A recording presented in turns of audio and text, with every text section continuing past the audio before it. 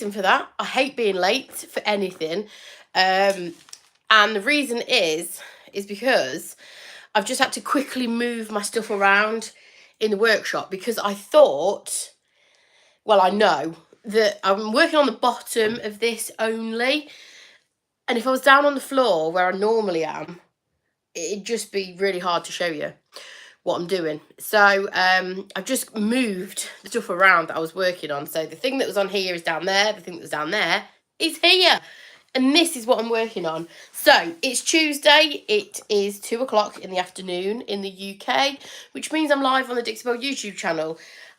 Hopefully there's a few of you that can pop on and join me and say hello today. If not, if you're watching on the replay, make sure you say hello as well. So this is going to be my last live for 2 weeks because I'm on holiday for the next 2 weeks. So I'll be back in a few weeks' time. So don't tune in next week because I won't be there, and I won't be there the week after either. We're actually taking a 2-week holiday. I don't ever think in my entire life I've had a 2-week holiday. So it's going to be a little bit weird being away for 2 weeks. Anyway, this is the piece that I'm working on. I'm going to turn my camera on. This is just here, my recording camera for YouTube, because this is going to be a YouTube video on my YouTube channel if it works. If it doesn't, you'll never see it again because it won't have worked. I've got a plan for this. I saw it. I knew the dimensions would be spot on for what I wanted to do with it. I took a chance. I bought it, got it home. The dimensions were spot on. Let me tell you my plan. Here's my plan. And also, if you follow me on social media, you'll notice this piece from a piece of 7-second video from the weekend where I got off for using oven cleaner as a stripper. Don't come for me. I know it's toxic. I know. Anyway, this has been stripped. It's been taken back to the raw wood under here. The previous finish to this was dark and not very nice. And I thought I'm going to strip that and see what happens, because my plan is to use this brand new paper from Dixie Belle Paint. Oh, thank you, Christine. I will enjoy my holiday, even if it's raining. I don't care. I'm going to be drinking wine in the rain, in a field. I don't care. I definitely need a break. So my plan is this. This is called Here Comes the Sun. It's a decoupage paper. It's a tissue paper that Dixie Belle have just bought out. And as soon as they sent it me, I was immediately like, yes, I need that paper in my life. I love it. I love the colours. I love the vibe. It's very bohemian. It's a bit hippie. Celestial. I'm here for it. I am here for it. However, all the pieces that I was working on at the time weren't really suitable for it. So I was keeping my eye out for something that was suitable. And this little cupboard has got the perfect dimensions to fit this tissue paper on the front. Don't you think? I think. I hope. Anyway, like I say, if you never see this piece of furniture again, it's because it didn't work out. Didn't make it. Let's hope I can pull it out the bag. Or if it turns up in a completely different colour, you'll know it didn't make it. Didn't make it. So, why did I strip it? I hear you ask.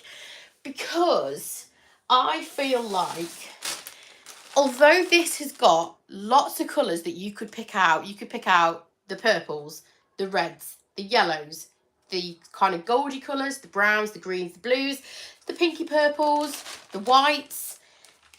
I mean, you can see with your own eyes how many colours that's got. You could pick out any colour in this and it would work so well.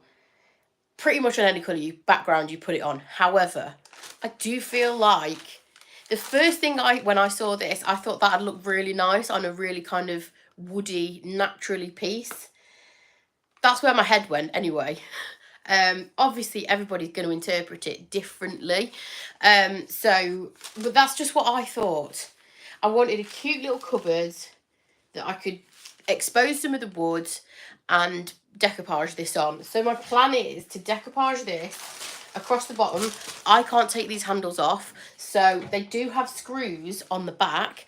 I've unscrewed it, but they're also glued on. And the issue I've got is that this is veneer. So it's made up of solid and veneer wood. And I really don't want to risk taking these handles off and splitting the veneer and damaging it, because I won't be able to repair it, and that ultimately means I'll probably have to paint it. And it's in quite good condition. It's also got the cutest little stumpy feet I've ever seen. They're a little bit like my stumpy feet. Can you see if I take you down? Look, I've taped them off because I don't want to get paint on them, because I sanded them back. Look at his little stumpy feet. It's so cute. I don't usually like this style of furniture, but I've grown to love this piece. It's just so cute and dinky. Someone recently told me that they had this piece identical to this, in their bedroom when they were a child. And this and the handles, he or she said, I'm not sure, it was on my YouTube channel. They said that this and this reminded them of like a monster's face, and it used to give them nightmares. And then when they could finally get rid of it, they did, and smashed it up. So I might have inherited that exact piece. You never know.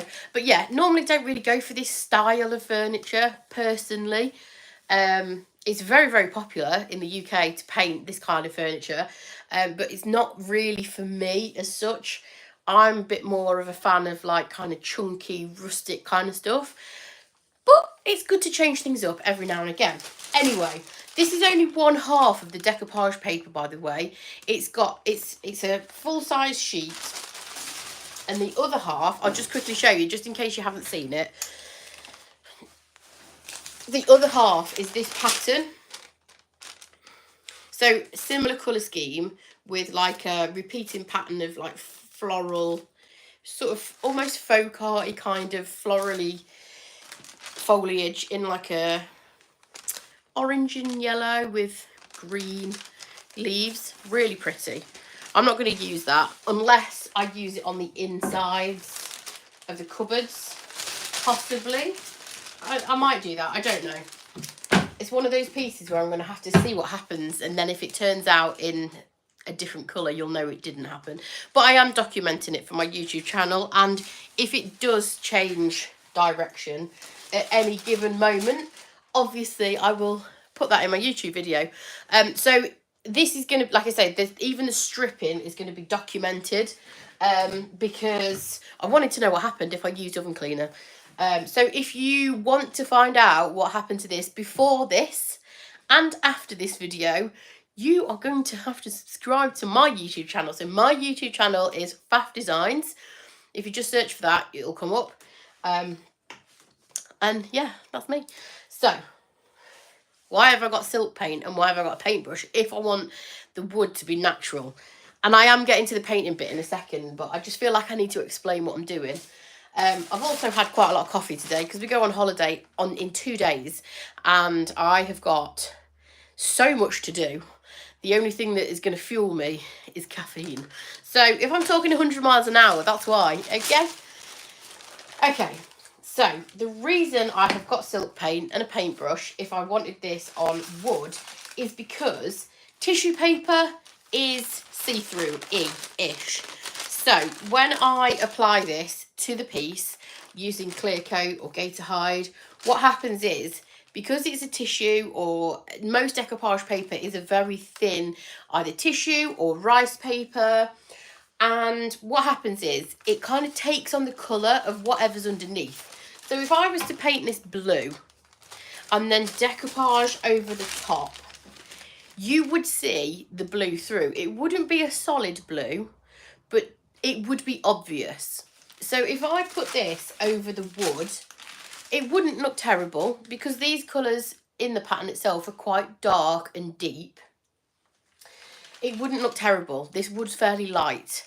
However, if you put white underneath the item that you're decoupaging, and this only applies to thin paper, so napkins, tissue, rice, that kind of thing. If you're decoupaging with something like wallpaper that's not see-through in any way and not thin, it's very, very thick and not transparent in any way, you don't need to do this. You can put wallpaper over anything and obviously you're not going to see what's underneath. With tissue, napkins, rice paper, you will see it a little bit. Now, that's okay if you want that kind of vibe, if you want that kind of rustic look, or if you wanted to distress, or if you wanted to alter the colour of your tissue paper. If you had a white background on your tissue paper and you wanted it to look a little bit greeny, then you can actually do that. It is a really easy way to kind of make your things look unique and different. I want the colours on this to remain as true as possible to this. So the way to do that is to give it a white background. Obviously, if you're going to put anything even a little bit transparent over white, it's just going to make the colours look true to the colour that they are, if that makes sense. So 9 times out of 10, I will always put white underneath my decoupage. I've heard of people say, try and stick to a colour that's similar to the background of this. That can work, but it depends on the colour of the background. So obviously this is kind of like a natural kind of colour on the background of here. So that could work. I'm trying to think of an example. Okay, I'll show you the other design that was released at the same time as this. And I'll show you why choosing a similar colour to your background decoupage paper doesn't always work. Let me grab it. And this explains it slightly better. So, and like I say, this is not like gospel. This is not a rule. This is just how I decoupage and how I find best to decoupage. If you've got your preferred method and it works, that's absolutely fine. So this is the other design that was released at the same time. It's got kind of similar vibes. So let's take this, the mustardy one. So this sheet, obviously you can cut in half, in quarters, and make signs or whatever. Really, really versatile. Let's take this one. So I would say that the closest colour to this background is mauve. So if you applied the theory that you paint your piece in as close a colour to the background sheet as possible, which is, let's say for argument's sake, it's mauve. I don't know, mauve. Yes, the background would look absolutely phenomenal. It'd really make that like mustardy, goldy colour pop. However, we've got white and pink on here as well. So where you might benefit from the mustardy kind of colour being really beneficial by painting the background mauve, you would see the mauve through the pink and through the white. So it'd make those colours look dirty because it's obviously you're gonna see through with them. Whereas if you painted the entire piece white behind, you'd get true colours. So your pink would be true, your white would be crisp white, and your goldy background would be the colour that you see here, the goldy background. So that's why I always do white, if that makes any sense at all. I hope it does. If not, drop me a message and I will try and help you further. I hope I explained it. But I've been decoupaging for years and years, and I regularly use paper napkins, tissue paper, rice paper. I generally tend to use things that are see-through as opposed to things that are solid like wallpaper. So that's just my preferred method. So that's why we have silk and we've got salt water, and specifically I've chosen silk because I'm going over raw wood, and raw wood may or may not bleed through, but it's likely that I would get a little bit of bleed through on this. So I'm going to use silk, but I don't want to paint the entire thing in silk because then it'd be white, and I don't do white. So I'm just going to roughly add the silk to the area where I think the pattern might kind of come to. And then my plan is to kind of blend it out into the raw wood. So now do you see my logic? I don't know if it's going to work. Like I say, if this rocks up another colour, then we know it hasn't worked. So the piece itself, the decoupage itself, I mean, I don't want it to go on that lip at the bottom. I want it to sit within the drawers. And I'm going to say that we're going to start it maybe about here. Or is that going to be too high? Let's see.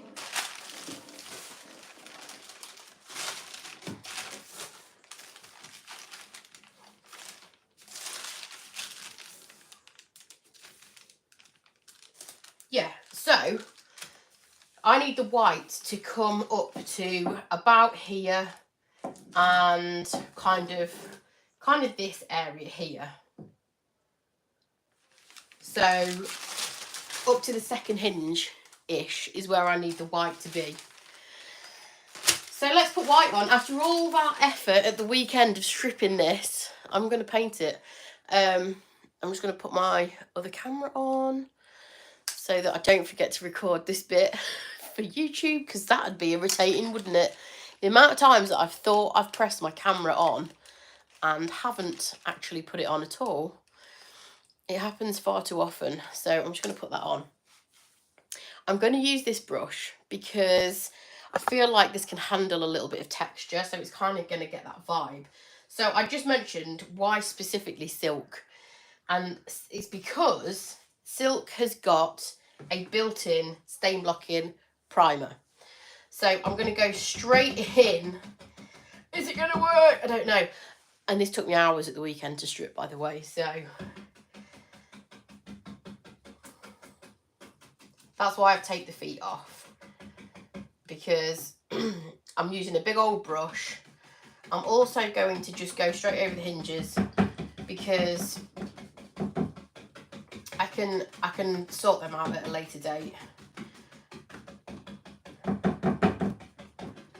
So my plan is to make this kind of a solid colour at the bottom and then kind of just fade it out. So I do have a bit of water. Obviously, when you add water to silk, what you can do is dilute the properties of the silk. So silk has got a built-in top coat. It's also got a built-in stain blocking primer. And if I put too much water to that, both of those things probably won't work great. But I am going to be top coating this anyway. And the stain blocking primer is kind of only needed on this bit here. So when you do use silk, don't be scared that you're going to start seeing bleed through happen. That can sometimes happen on the first coat of silk, as it can happen on the first coat of primer. So if you use a stain blocking primer like Boss, sometimes people panic because they think it should be blocking the stain straight away on the first coat, and that doesn't always happen, especially if you've got a really badly kind of bleeding furniture. So a piece of furniture that is quite bad for bleed through. You might get bleed through that's apparent on the first coat. That applies to silk, and I can already see, can you see the line where I've just applied that bit? That's whiter than here. So it's already turning this a little bit yellow. So what you need to do if that happens is just wait and apply a second coat. Your second coat should be the one that seals the deal and blocks those stains. Now, with these products being water-based, and that goes for silk as well as Boss, you do need to give it the adequate drying time. Otherwise, what can happen is, if you apply your second coat too soon, you will just keep pulling the stains through. So the best advice is to leave it to dry for a few hours, apply your second coat, and then leave it 24 hours. That way you know it's dried down in sufficient enough time to really lock the stains. And I also should have taken these handles off because I don't want to paint the handles. I've somehow got to make the decoupage fit around here because they won't come off. My plan was to just whip these off, decoupage, put them back on. But it's never that easy, is it, with vintage furniture? Never that easy. So silk is an absolute lifesaver in terms of blocking bleed through, because it's stopping me from having to prime this piece separately. So instead of having to go and get my Boss primer, I can just go straight over the raw wood, and I know that it's going to block the stains. It may take 2 coats, it may even take 3 on some pieces. This one won't take 3. I have got enough experience to know that this should be okay with 2. But some pieces are just worse at bleed through than others. So you may need 2, you may need 3 coats, especially if you're using white. But it will block the bleed through. It's worked so well. And it's perfect for under decoupage. It's absolutely brilliant. It's my go-to white. And this is salt water. And there is another white in the silk range as well. And it's called, I think it's called, is it White Cap? That's how much caffeine I've had. I can't even remember colour names. I can only smell colour. That's how much caffeine I've had. It's called White Cap. I think this is marginally better coverage. And this is also a slightly warmer white. White Cap is slightly cooler white. And I prefer warmer whites. There's not a lot in it. They're very, very similar colours. But if I had to say anything, it would be that. Also, I definitely need to get masking tape. I'm going to be so angry if I paint over these. Where did I put it? If I paint over these handles, I will be slightly upset.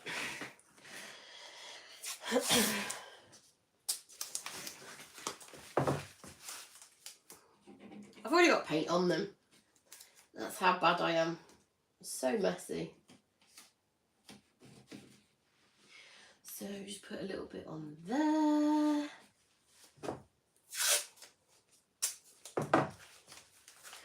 And a little bit on there.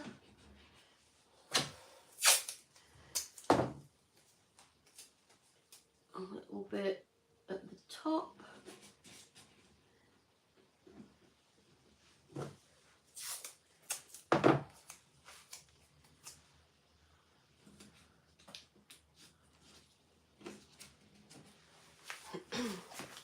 There we go. That's better.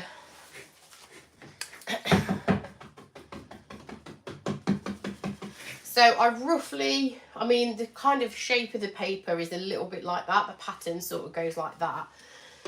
So I'm just going to really lightly spritz the paintbrush and just start to blend that silk out a little bit at the top. I think it was about kind of halfway up that hinge is where I needed to sort of stop. So I don't want it to stop abruptly and have like a straight line where the kind of colour of the sheet is going to finish and the wood is going to start. So what I need now is another brush. Where are all my brushes? So organised today. Right, let's take this one. This is completely dry and clean. It's the same brush, but it's just a different one, if that makes sense. So it's a Best Dang brush. I'm going to slightly dampen the bristles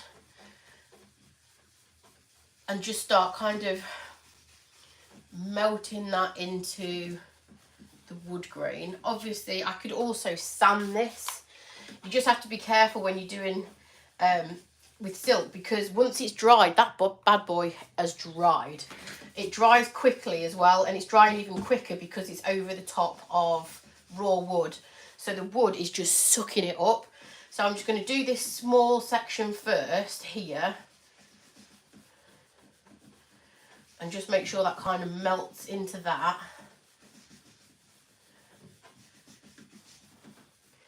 And then I'll do this bit afterwards. I hope this is gonna pay off, because it looks good in my head, but sometimes what looks good in my head doesn't always work out. But that's the beauty of paint, you can change it.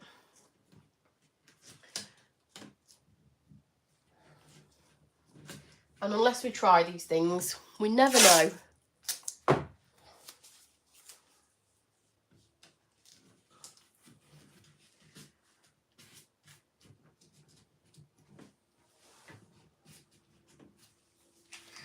Okay, so I'm just going to need a slightly smaller brush to get in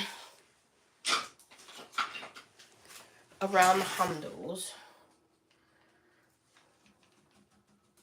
So this is a French tip brush, which is still a natural bristle brush, so it's still going to hold the kind of texture that I've created down here. Just a bit of a clump of paint, but it's got a point to it, and obviously it's a much smaller brush, so it's going to get in the detail and stop me getting paint on the handles, basically, which is what I don't want to do.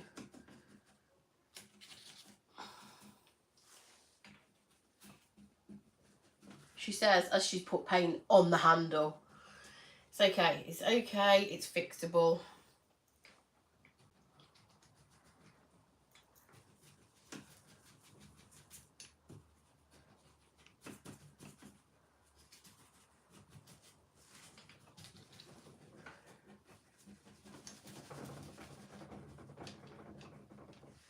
I'll probably need 2 coats of this as well. Definitely down at this side and this bottom bit where I need the solid white colour to be, obviously, for applying my decoupage paper over the top. I don't know about this bit, because if I build it up too much, obviously it's gonna kind of fade out. So I'll see how it goes with the top bit. I'm just going to bring that up over the top there to kind of mimic the shape of the paper, or the pattern on the paper, I should say. And yeah, you can tell where I'm applying this fresh paint versus the paint that I applied a few minutes ago. It's kind of gone like a creamy colour, and that is definitely bleed through. But once that second coat has gone on, it shouldn't be bleed through. Fingers crossed after that. Bit of water. It's already started to dry, so it's going to make it harder work, but it's okay. Generally speaking, it doesn't reactivate once you've started to dry down. So unlike terra clay paint, it won't reactivate even if you spray it with water. So you do need to catch it before it starts to dry. Hence the reason that I did kind of 2 sections. And then I've got quite a lot of build-up of white paint on here, so I'm just going to take that off onto my trousers. Standard practice. You'd normally use a rag or something, but obviously, you know, I'm going to use trousers because it's, I don't know where a rag is. So I'm just going to take that up to a similar kind of place to that side.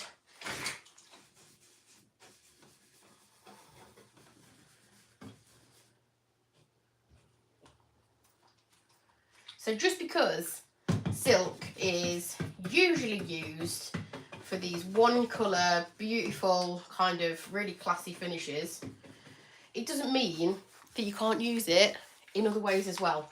It's actually a really, really fun paint to kind of play around with, and you get the benefits of those stain blocking properties as well. And built-in top coat, I've just done a piece over there. It's taken me no time at all because of the built-in top coat. If I was to top coat that piece, obviously it'd take me a lot longer. So yeah, I love silk for that. So you can kind of see, can you kind of see? I hope you can kind of see where I'm going with this. I realise I've talked quite a lot in this video, and only shown you like kind of that much.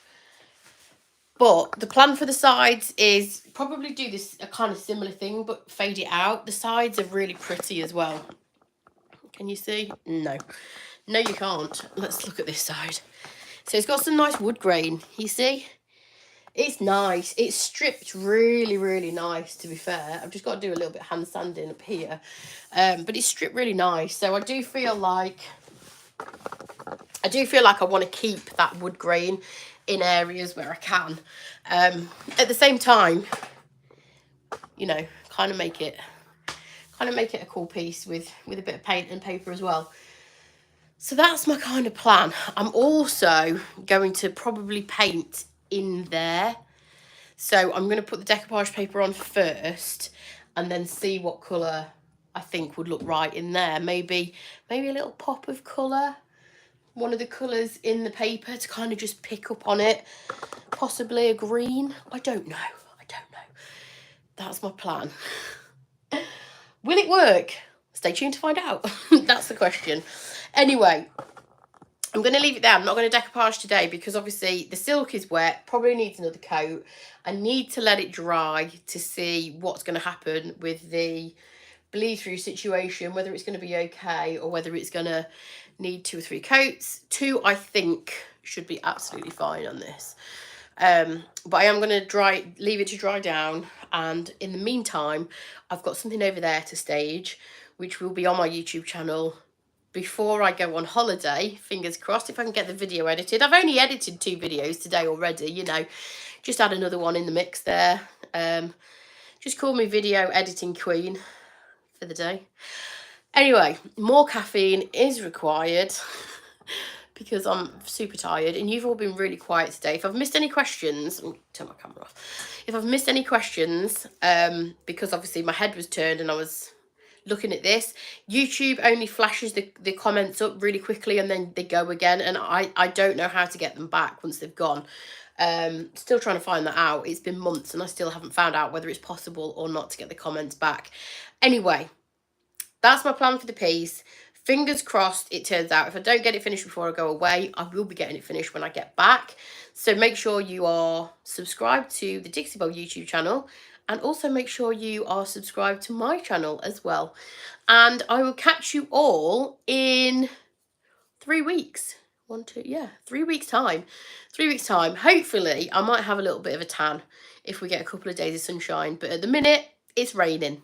So that's Great Britain for you. Anyway, I appreciate you all tuning in today. Thank you for watching as always. And I'll catch you next time. Bye.